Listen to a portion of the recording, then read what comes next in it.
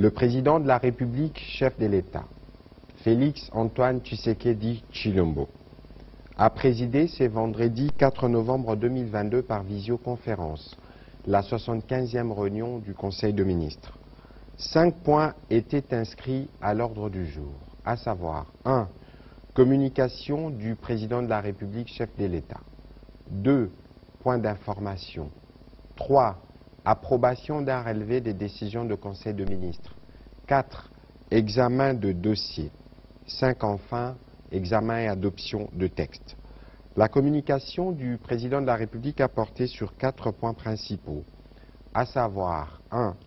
De l'engagement pour l'émergence de champions congolais.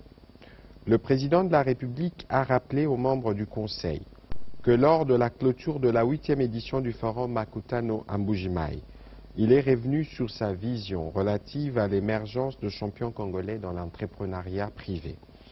Il a salué dans cet esprit les différentes initiatives prises dans le sens de la création d'opportunités du partage d'expériences, notamment celles réalisées conjointement avec le président honoraire du Nigeria, Olusegun Obasanjo, dans le rapprochement opéré entre les entrepreneurs privés de la République fédérale du Nigeria et ceux de la République démocratique du Congo.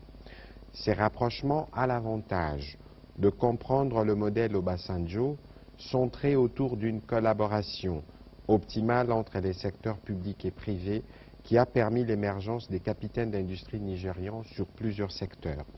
Le président de la République a plaidé pour un profond changement de mentalité, plus encore une révolution culturelle pour créer un écosystème entrepreneurial qui se caractérise par des relations constructives entre les secteurs privés d'une part et l'État à travers toutes ses administrations d'autre part.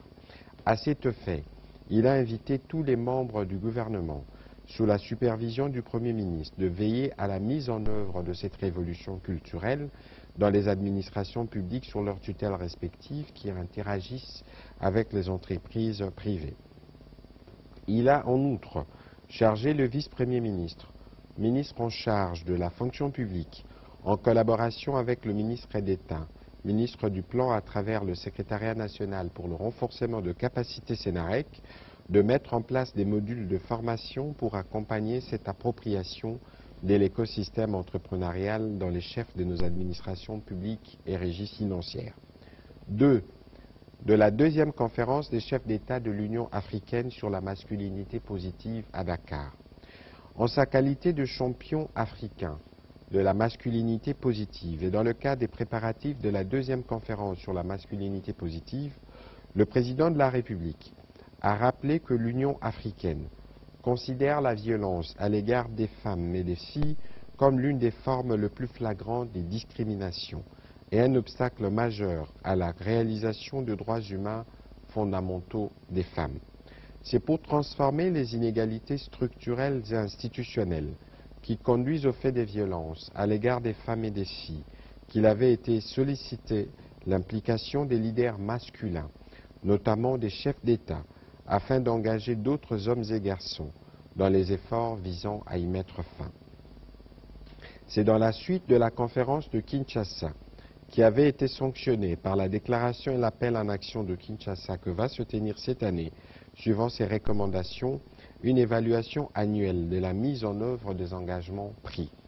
À cet effet, et pour poursuivre le travail amorcé à Kinshasa, l'Union africaine organisera la 2e conférence de chefs d'État sur la masculinité positive à Dakar du 10 au 12 novembre 2022 en collaboration avec la République démocratique du Congo.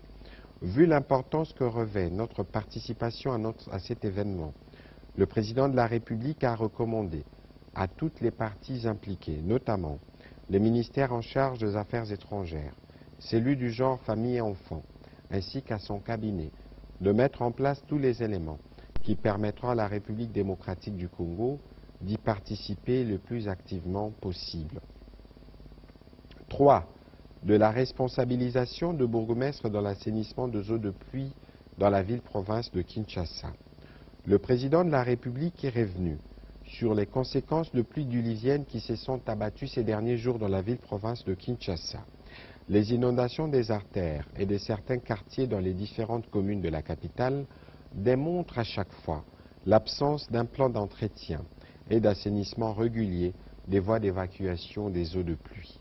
Outre cette réalité, ces inondations viennent également rappeler la nécessité de sévir face aux constructions anarchiques qui constituent une autre dimension de ces problèmes.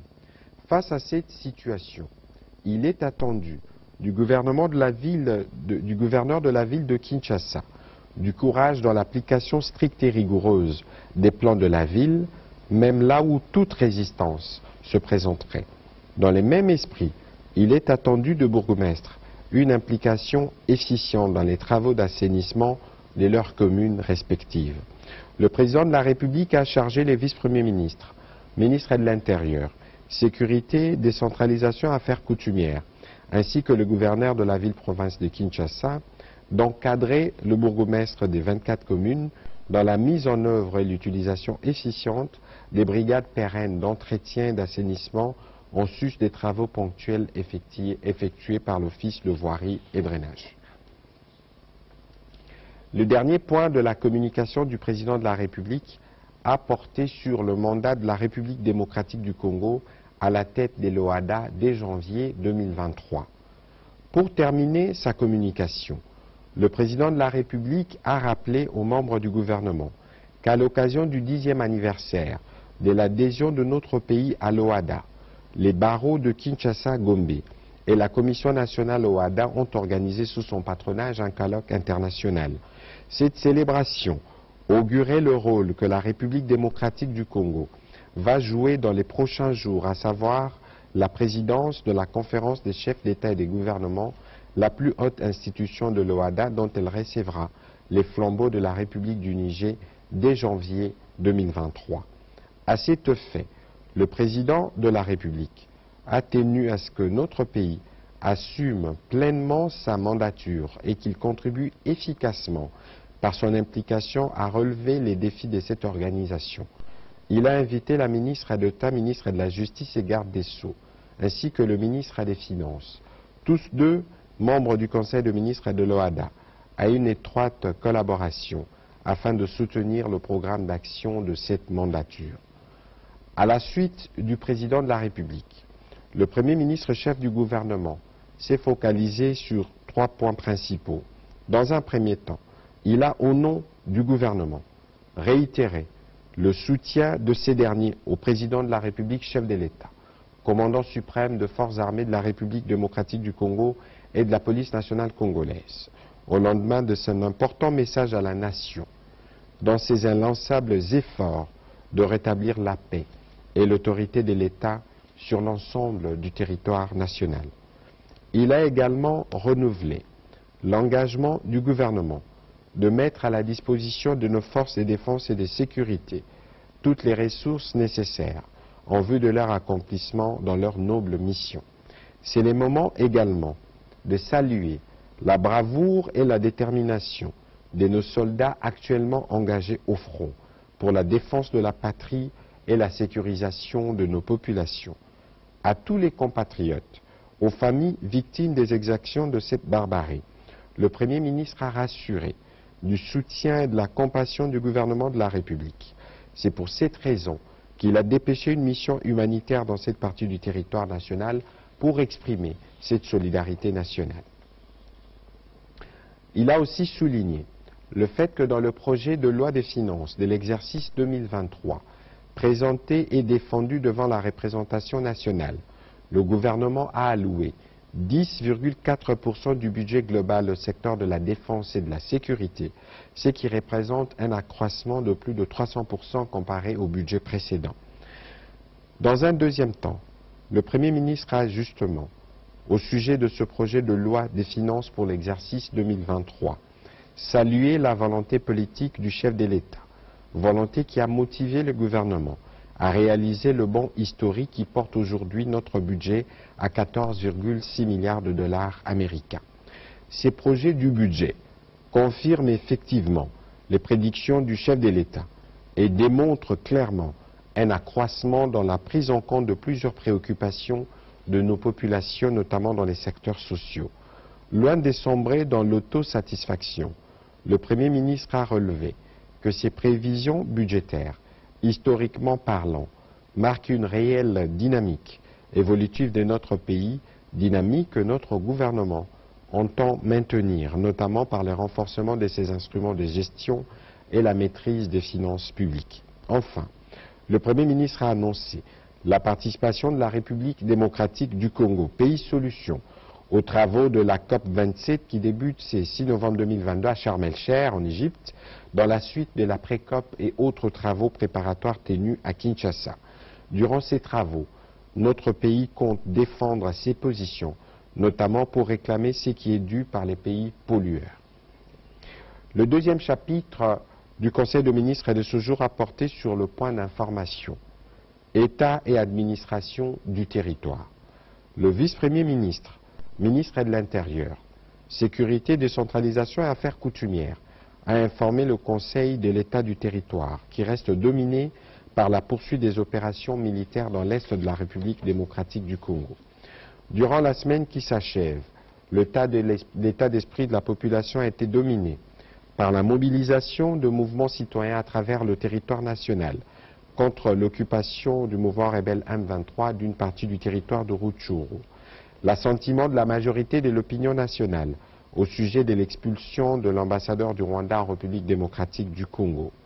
La tenue le 27 octobre 2022 des activités de la 8e édition du Forum du réseau d'affaires Makutano à Kinshasa et à Mbuji-Mayi. Enfin, l'adresse à la nation du président de la République, chef de l'État, annoncée à l'issue du dernier Conseil supérieur de la Défense. Le vice-premier ministre, ministre de l'Intérieur, décentralisation et affaires coutumières, a aussi succinctement brossé la situation sécuritaire dans plusieurs provinces du pays. Il a mis en exergue l'activisme des groupes armés des assaillants, notamment dans les provinces du Haut-Katanga, de l'Ituri, du Maïndomé et du Nord Kivu. Il a également, pour conclure, fait mention de quelques cas de sinistres déplorés à Kindu dans le Maniema et à Kamina dans le Haut-Lomami. Il a terminé par faire état de la situation aux frontières qui reste marquée par les retours de plusieurs compatriotes de l'Angola et de la Zambie. Toujours sur ces chapitres, le vice-premier ministre, ministre de l'Intérieur, a été complété par la vice-ministre, ministre de la Défense, au nom de son titulaire en mission dans la zone. Elle a informé le Conseil de la situation opérationnelle consécutive à la récente offensive du M23 RDF avec l'appui de l'armée rwandaise dans cette partie du pays.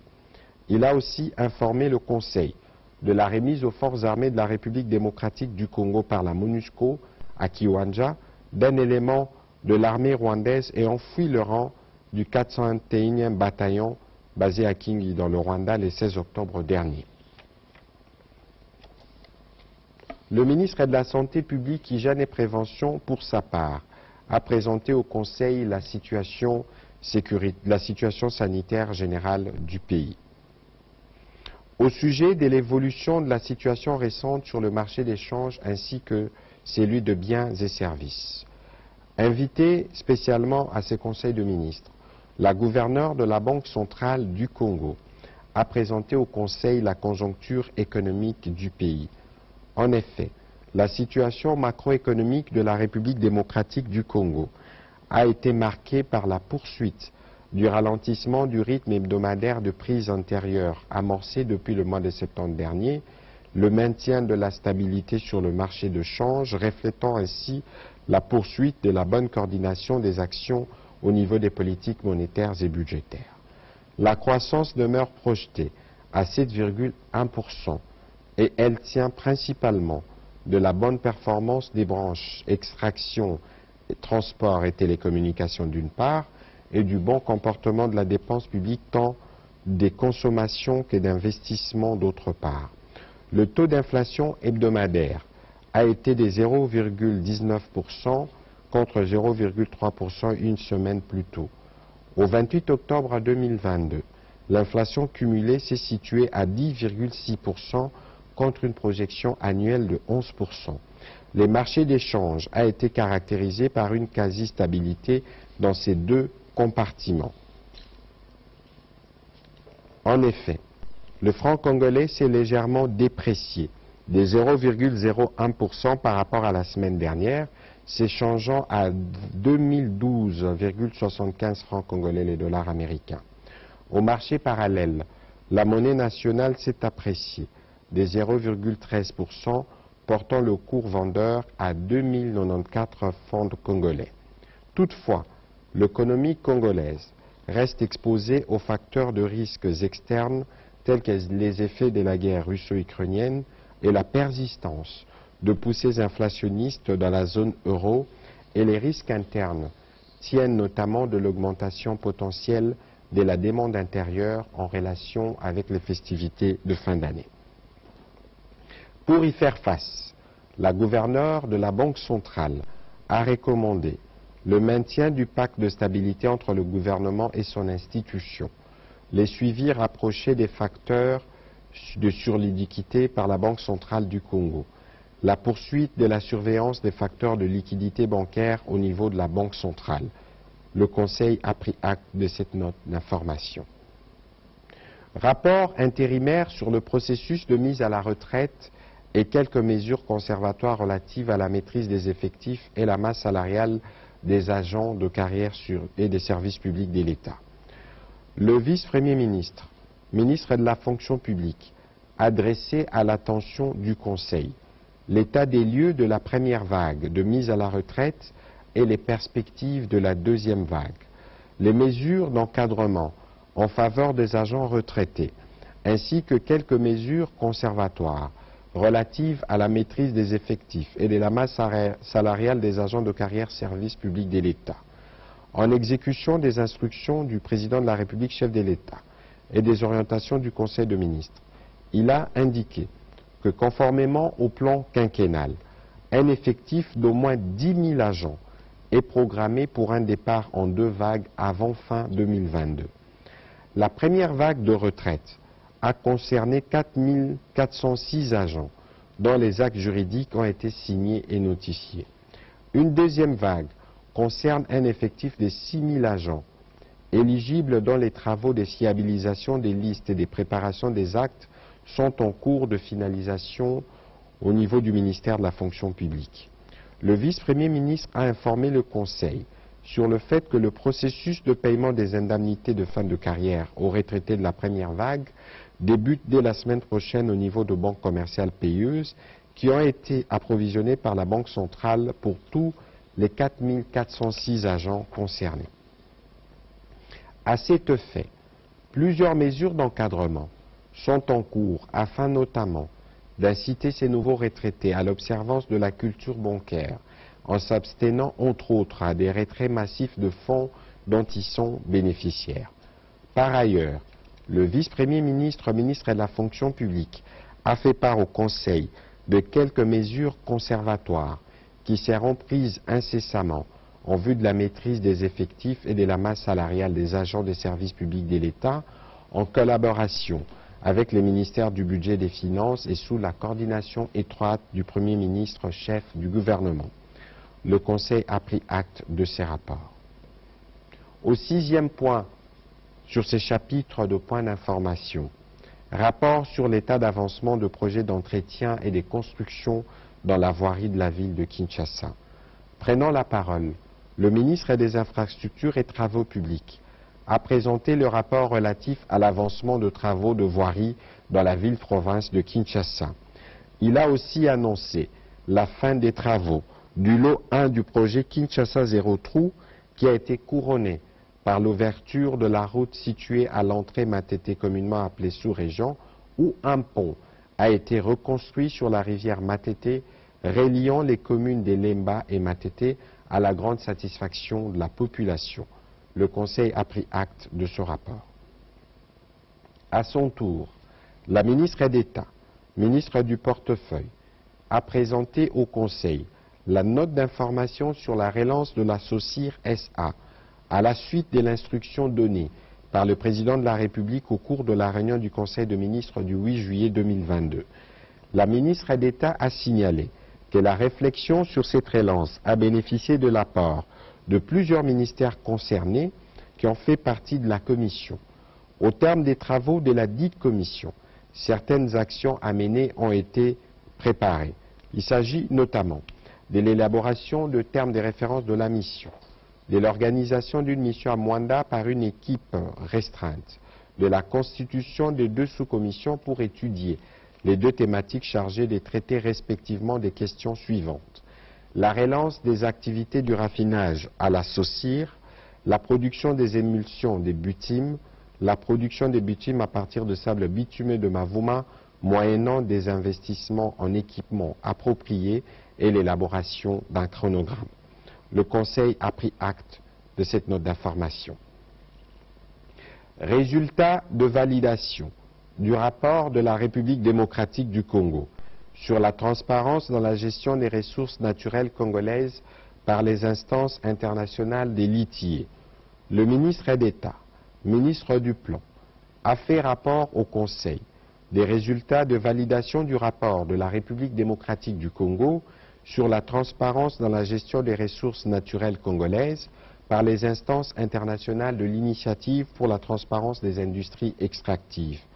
En effet, l'ITIE est une institution internationale qui a établi de critères ou standards internationaux d'appréciation de la transparence dans la gestion des industries d'exploitation de ressources naturelles pour s'assurer que les retombées de l'exploitation des dites ressources profitent aux populations.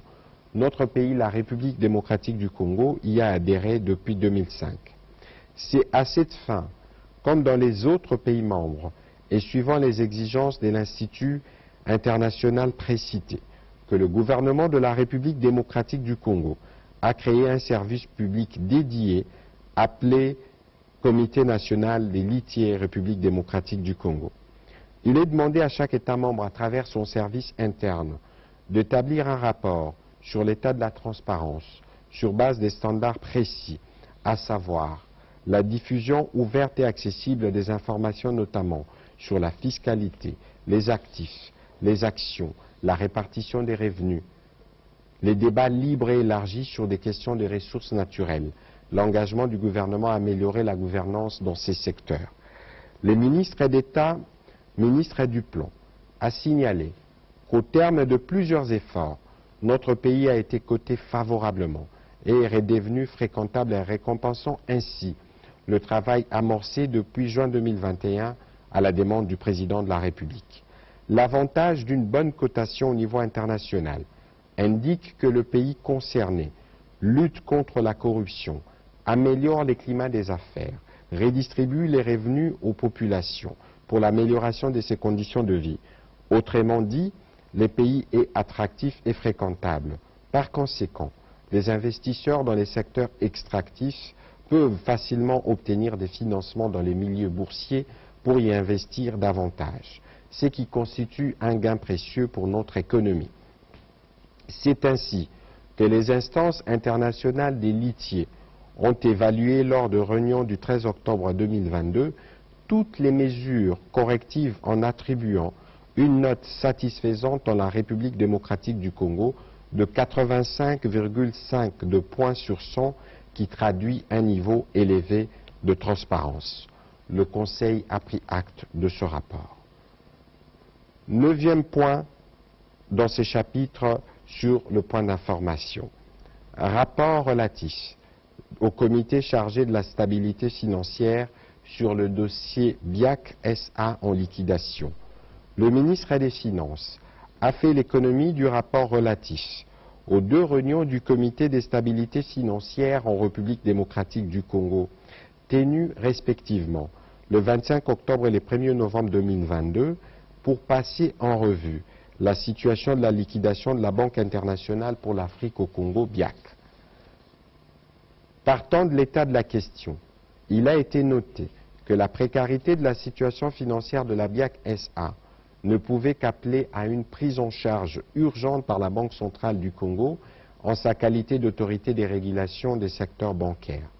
Conformément à la loi bancaire en vigueur, le comité de stabilité financière a soutenu que la décision du retrait d'agrément de la BIAC SA était requise pour protéger les épargnants et éviter une crise systémique dans les secteurs financiers.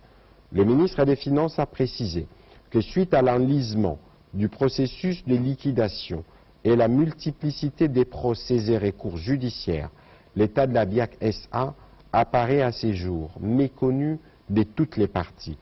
D'où la recommandation du Comité de stabilité financière de solliciter un état des lieux de la BIAC SA en liquidation par l'Inspection générale de finances et d'en présenter le rapport en délai 30 jours. En attendant la présentation de ce rapport, qui inclura notamment la situation des créanciers et des tiers de propriété détenus par la banque en liquidation, le Comité de stabilité financière a recommandé à la Banque centrale du Congo et aux actionnaires de la BIAC SA de considérer l'option de surseoir à toute activité au sein de cette banque au risque d'entraver la mission de l'Inspection générale de finances. Le ministre des Finances a conclu son propos en rappelant que le Comité de stabilité financière a notamment pour mission de favoriser la concertation entre les institutions et organes de l'État en vue de préserver la stabilité financière et ce, sans interférer d'aucune manière sur les décisions de justice. Le Conseil a pris acte de ces rapports. Rapport initial de la mise en œuvre de la Convention relative aux droits des personnes vulnérables. La ministre est déléguée auprès du ministre des Affaires sociales, chargé des personnes vivant avec handicap et autres personnes vulnérables, a présenté au Conseil les rapports initiaux de la mise en œuvre par la République démocratique du Congo de la Convention relative aux droits de personnes vulnérables. Elle a souligné que l'élaboration du rapport initial sur la mise en œuvre de cette convention marque l'engagement indéfectible du gouvernement sous le leadership du président de la République chef de l'État et la conduite du Premier ministre chef du gouvernement de surmonter les défis des marginalisations d'une partie importante de notre population ainsi que la volonté d'éradiquer les inégalités fondées sur le handicap. Le Conseil a pris acte de ce rapport.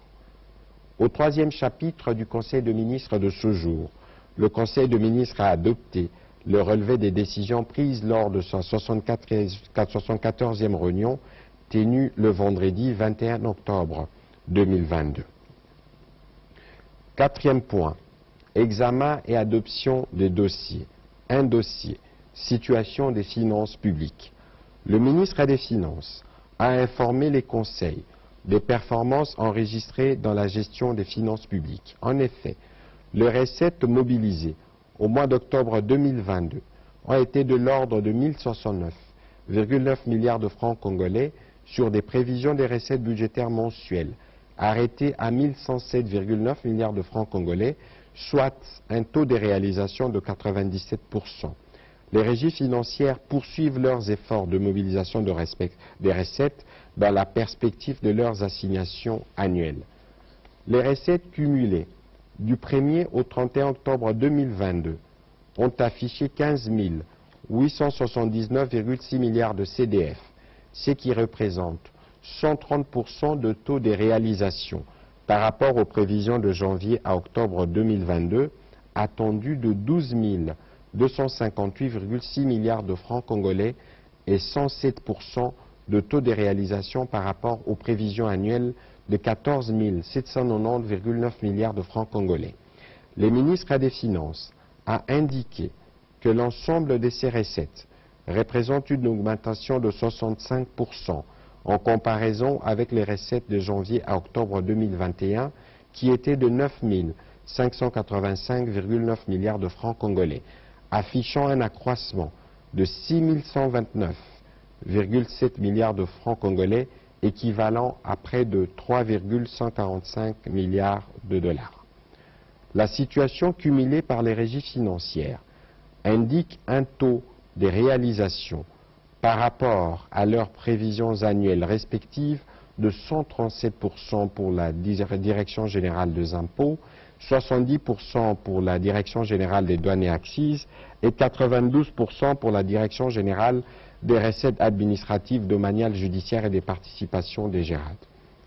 En ce qui concerne les dépenses, elles ont été marquées entre autres par des dépenses au titre de pertes et manques à gagner aux sociétés pétrolières, payé ces mois à 42,3 millions de dollars, représentant au total depuis le début de l'année une somme de 426,5 millions de dollars américains. Les paiements de 116,3 millions de dollars, comptant pour 2 mois des dotations de la Commission électorale nationale indépendante, ce qui porte la somme totale versée à 414,600 000 dollars américains, 414 600 000 dollars américains. Les dépenses sécuritaires impérieuses ont aussi occupé une part importante dans les dépenses de ces mois. La trésorerie de l'État présente un solde déficitaire mensuel provisoire de 1044 milliards de francs congolais à fin octobre 2022, qui a été entièrement comblé par les marges de trésorerie ainsi que le bon du Trésor. En cumul annuel, il se dégage donc un excédent des 134 milliards de francs congolais. Abordant un autre chapitre, le ministre des Finances a informé les conseils des conclusions de la mission du département Afrique du Fonds monétaire international qui s'est déroulée à Kinshasa du 18 octobre au 2 novembre 2022 dans le cadre de l'évaluation de la 3e revue du programme économique du gouvernement soutenu par la facilité élargie de crédit. Ainsi, le FMI a salué la résilience de l'économie congolaise dans un contexte difficile tant au niveau international que national et certifié les performances macroéconomiques réalisées par le gouvernement, particulièrement dans les domaines de la mobilisation des recettes domestiques, avec une super performance de 3,7% du PIB. Il a noté que ces recettes supplémentaires ont plus servi aux dépenses sécuritaires, aux subventions des prix de carburant ainsi qu'au renforcement des investissements. Le FMI a également alerté sur les perspectives moins bonnes en 2023 en raison de la baisse projetée de produits minerais exportés par la République démocratique du Congo, moins 15%, de la hausse des prix de produits énergétiques et alimentaires et de l'escalade du conflit armé à l'est de la République démocratique du Congo. Et ce, dans un contexte mondial incertain à cause de la fragilité de notre économie à de tels chocs. Des recommandations ont été formulées et les échanges se poursuivent en vue de parvenir à un accord au niveau des services pour la conclusion de la 3e revue. Après débat et délibération, ce dossier a été adopté par le Conseil. Dernier point inscrit à l'ordre du jour du Conseil de ministres de ce jour, portant sur l'examen et l'adoption des deux projets de texte. 1. Projet de décret modifiant les décrets numéro 15, barre 038, du 14 décembre 2015, portant fixation des rémunérations et autres avantages en faveur des administrateurs civils. Le vice-premier ministre, ministre de la fonction publique, a présenté au Conseil le projet des décrets modifiant les décrets numéro 15, barre 038, du 14 décembre 2015, portant fixation des rémunérations et autres avantages en faveur des administrateurs civils. Il a indiqué au Conseil qu'à ces jours, notre administration dispose de 644 administrateurs civils, essentiellement des énarques, pour lesquels le gouvernement avait mis à disposition des traitements initiaux et des primes en 2015 et qui, du fait de la dépréciation du taux d'échange durant les 5 dernières années, a fait que leur pouvoir d'achat puisse fortement s'amenuiser. Le dit projet de décret a donc pour but la régularisation de la situation pécuniaire de ces jeunes recrutés dans le cadre du programme de réforme et du rajeunissement compétitif et qualitatif de l'administration publique. Après débat et délibération, ce projet de décret a été adopté. 2. Projet de loi portant prorogation de l'état de siège. La ministre d'État, ministre de la Justice et garde des Sceaux, a présenté à l'attention du Conseil le projet de loi autorisant la prorogation de l'état de siège dans les provinces de l'Ituri et du Nord Kivu pour une période de 15 jours prenant cours le 17 novembre 2022. Après débat et délibération, ce projet de loi a été adopté.